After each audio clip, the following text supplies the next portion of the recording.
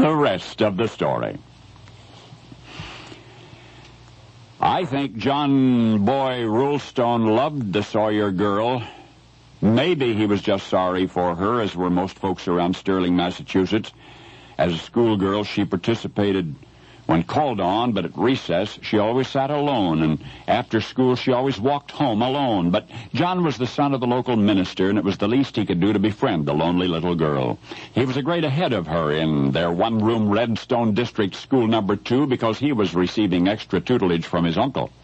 John Boy, everybody knew, was going to go to Harvard when he was 17. His outside studies allowed little time for John and Mary to be together after school. But she was growing very fond of the tall young scholar.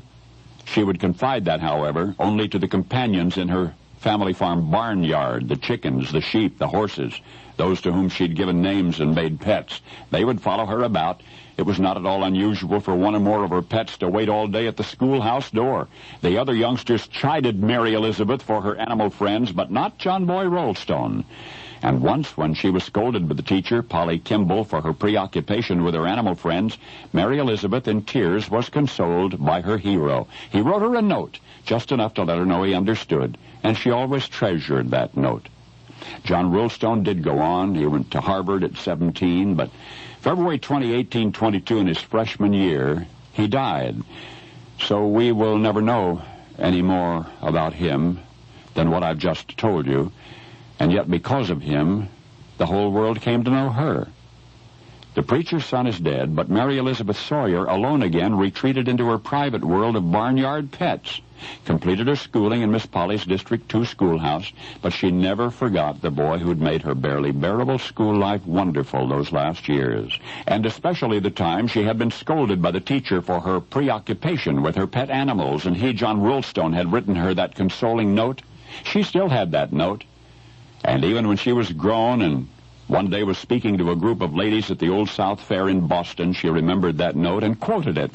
And Sarah Hale was present, and she printed it in Godey's Ladies' Book, and from that printing it came to the attention of a man in Detroit, and he was so touched by the tenderness of the story and the message in verse exchanged by school children 100 years before that the industrialist in Detroit reprinted the verse in book form in 1928, and thereafter you memorized it. Oh, yes, you did. But only because the precious words that might have been lost forever were rescued and printed indelibly in the annals of American literature. There's not an American alive who hasn't read, and few, if any, who cannot recite the verse which was made into a book by a car maker named Henry Ford.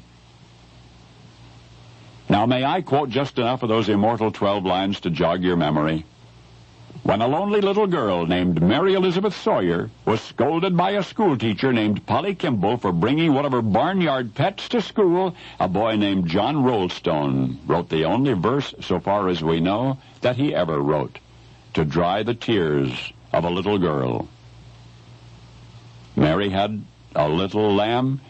Its fleece was white as snow, and everywhere that Mary went, the lamb was sure to go.